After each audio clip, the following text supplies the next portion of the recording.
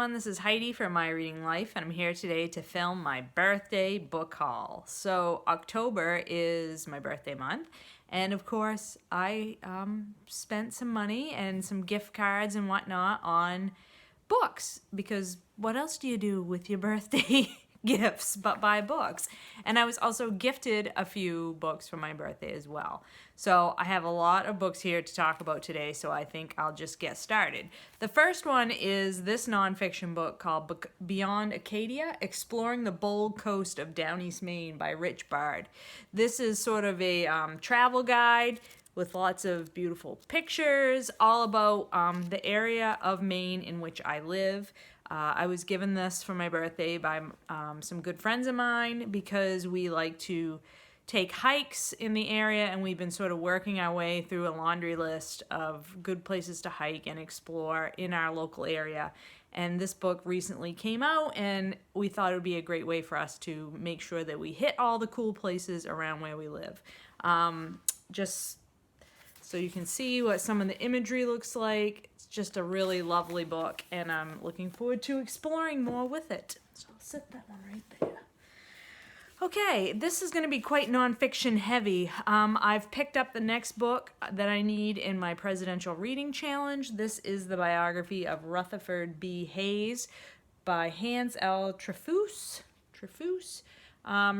Rutherford B Hayes is was the next president after Ulysses Grant, and this is just a slim novel, but there aren't many biographies written about Rutherford B Hayes, so I had a hard time finding a book basically to read for Hayes that was in my price range. And this one I was able to get from a used bookseller. So I'm glad to have this and to continue on with my presidential reading challenge. The next two books I'm going to blame completely on Doris, because I saw them on her channel when she was talking about her nonfiction to be read pile. This is Sapiens, A Brief History of Humankind by Yuval Noah Harari. This book has been a bestseller and been around for a while, and I have not read anything yet by this author, and I've been really wanting to, so I grabbed this one. I will say that this book is paperback, and it is rather chunky, but it is extremely heavy. The weight of the paper for this book is like very heavyweight, glossy paper, almost like a textbook. There's nice pictures in it as well, and this basically is a natural history of humankind, and it says right on the cover here. I'm looking forward to checking that one out.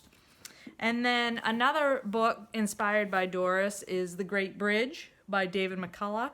I've read a few books now by David McCullough. This is a history of the bridge to span the East River between Manhattan and Brooklyn, built in the late 1800s. And I believe that Doris and I will be buddy reading this in Nonfiction November. Really excited to get back to McCullough and read some more of his works. I also have here a work of oral history. This is Working by Studs Terkel. When I read recently Svetlana Alexievich's book about Chernobyl, Voices from Chernobyl, I had asked people to recommend oral history books to me because I really enjoy that style of writing, and this book came up, and I had actually had this one on my wish list for quite a few years, so I figured it was time to just bite the bullet and grab a copy of this book. This is Studs Terkel was a well-known basically person who compiled oral histories, and this one is all about different occupations in the United States, I believe.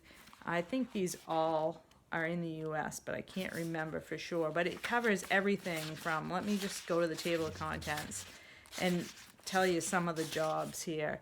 So there's part one is working the land. So you've got farmers and equipment operators, and then communications, so receptionists and telephone people, all the way through sanitation workers, bus drivers, banking people, bureaucracy, sporting type people, like tennis players and hockey players, just every kind of steel workers, teachers, policemen, firemen, just every kind of occupation you can think of.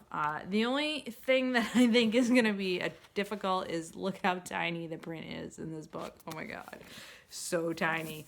And it's a real chunker.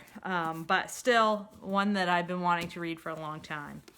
I then picked up the Best American Science and Nature Writing for 2019. This is the newest collection of science and nature writing from this series.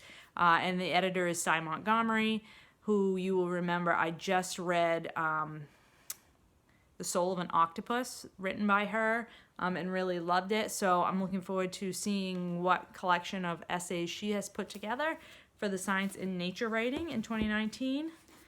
The next nonfiction book I picked up was Fight Like a Mother, How a Grassroots Movement Took on the Gun Lobby and Why Women Will Change the World, by Shannon, who is the founder of Moms Demand Action.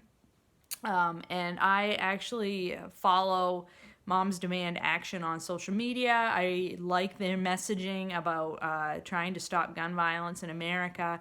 Gun violence in America is a topic that I have been interested in and have been sort of reading different nonfiction books about. And I'm interested in this take on activism and what it takes to be an activist, particularly from a female point of view, in this highly controversial issue.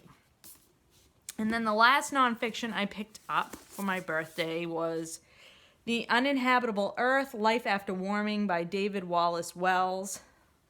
Got a little bee on the cover there, Doris. And this is a science nonfiction book all about what the impacts of climate change are going to be to the natural world. And, you know, I have a feeling this book is going to be scary and disturbing, but climate change and writing about climate change is something that I'm very interested in, and I'm always wanting to expand my knowledge about. So, yeah, this is an oddly shaped nonfiction book. I just need to point out to you. So this is Fight Like a Mother, which is a normal size, and this, there we go, is The Uninhabitable Earth. See how tall and thin it is compared to, let's do this. Fight Like a Mother. Weird, huh? Not sure what the idea was behind making those two different shapes of nonfiction. Okay, and the last stack of books I have here in my book haul are all the fiction books that I picked up. So I picked up the next installment in the In Death, mystery series. This is Connections in Death by J.D. Robb. And this is number 30-something, I think, or maybe even 40-something, I can't even remember, in the Eve Dallas series, futuristic police procedural. I picked up The Ranger's Wife by Tim Cavalley. This is a self-published book by, I know the author. This is the third in a series that chronicles the lives and times of Ranger James Paul Clark. And these books detail basically what it's like to live in Maine and to work in the natural resources fields, in conservation, and in parks. And I just love them. I think they're awesome. So I was excited to get the next volume in that series. I also grabbed A Day in Summer by J.L. Carr. I picked this book up because I'm going to be buddy reading it with Sean from Sean the Book Maniac next year. We had done a buddy read of A Month in the Country by J.L. Carr like maybe a year ago, and Sean and I both love that book. We had read it before our buddy read, and that was a reread, and we decided that it would be great to read some more by this author. So this was a hard book to track down.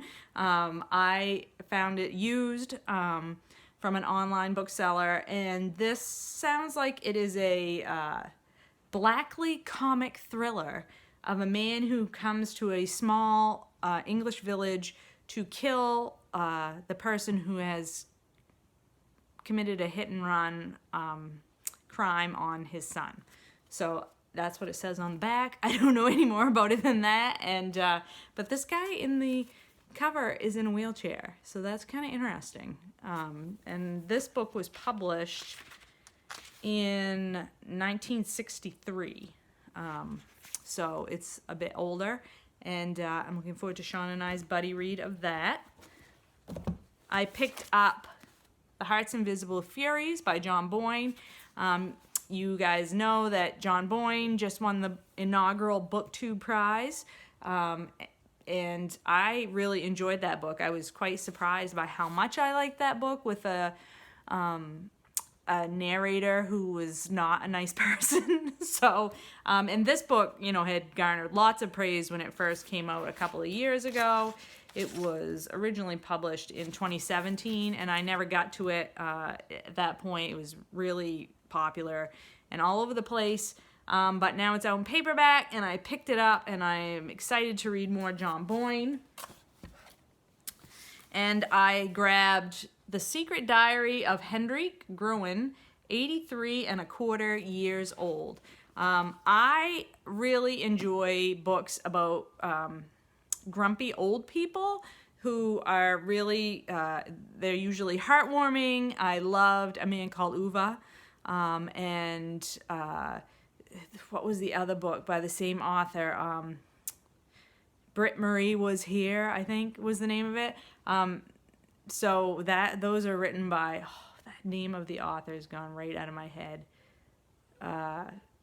Anyway, I'll put it down at the bottom of the screen for the man who wrote A Man Called Yuval. But I love a nice, heartwarming tale about a grumpy old man. And then somebody, and I've blanked on that too, recommended this book to me as another tale about a feisty, indomitable curmudgeon.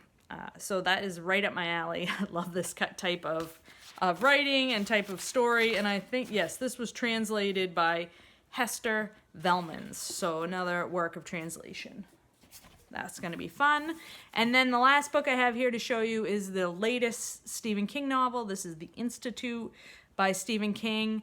You guys know I love and collect all of Stephen King's works in hardcover, and I'm currently reading this one, The Outsider by Stephen King. So this one I will not be getting to until they announce the publication of his next novel, because I always keep one book of Stephen King's on my TBR unread until I know for sure another one's coming out. So this book is about another story in which kids have to confront evil, a la It. And I think this one maybe has already been optioned for a TV series or a movie, which is not surprising because most of Stephen King's works get optioned nowadays. But I don't know much more about it than that. And like I said, I don't plan on reading it anytime soon, really. I just want to make sure I have it to be able to read it when I want to. So that's it. That's my birthday book haul. You know, how much better does it get than that, to have a whole new stack of great new books to look forward to. It was really heavy on the nonfiction because I'm so excited about Nonfiction November, and it always gets me thinking about what books are on my wish list that I want to make sure I get to soon. And tell me please in the comments below which one of these books sound good to you, or if you've read any of them and you would like to encourage me to push them up to the top of my list for reading. And yeah, anything at all that you'd like to discuss about this stack of books, I'd be happy to talk about it in the comments below. All right, everyone, I hope you're doing well, and I'll talk to you later.